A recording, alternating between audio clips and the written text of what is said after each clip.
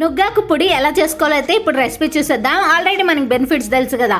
And first అయితే పెనంలో అయితే oil వేసేసుకొని శనగిత్తనాలు వేసేసుకొని రోస్ట్ చేసేసుకోవాలా. మధ్యలో కొంచెం కాపిచ్చి మినపప్పు శనగపప్పు వేసేసుకున్నాం. అట్లనే ధనియాలు కూడా వేసుకోవాలి. ఈ ధనియాలు వేస్తే అంటే కూరలో వేస్తే టేస్ట్ వస్తుంది, భూమిలో వేస్తే మనకు కొత్తిమీర వస్తుంది, అది గుర్తుపెట్టుకోవాలా. నెక్స్ట్ అయితే ఇక్కడ ఎండుమిర్చి వేసేసుకుని హాఫ్ నిమ్మకాయ సైజ్ అంతా చింతపండు అయితే వేసేసుకున్నాం. అండ్ ఇవన్నీ మంచిగా రోస్ట్ అయిన తర్వాత పక్క తీసి పెట్టి కొద్దిసేపు ఆరబెట్టాలన్నమాట. చల్లారిన తర్వాత మనం మిక్సీ కొట్టుకుందాం. అండ్ ఫస్ట్ అయితే మన హీరో ఇంగ్రీడియంట్ అయితే మంచిగా రోస్ట్ చేసేసుకుందాం. అదే నుగ్గాకు ఉంటుంది కదా, దాన్ని రోస్ట్ చేసుకుందాం.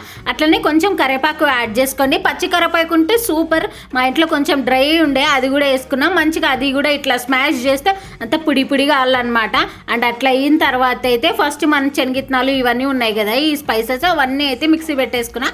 ఇవన్నీ అయిన తర్వాత మనమైతే ఇంకా వేపుకోండి ఆకుకూర వేసుకున్నాం. ఆకుకూర అంటే ఆకుకూర కాదు, ముగ్గాకు కరివేపాకు అయితే వేసేసుకున్నాం. అండ్ అన్నింటికి కొంచెం తగినంత సాల్ట్ అయితే వేసేసుకుంటే సరిపోతుంది. అండ్ జీలకర్ర మీరు కావాలంటే వేపుకుంటేటప్పుడే వేసేసుకోండి. నేను మర్చిపోయినా కాబట్టి లాస్ట్లో వేసుకున్నా, అంతే.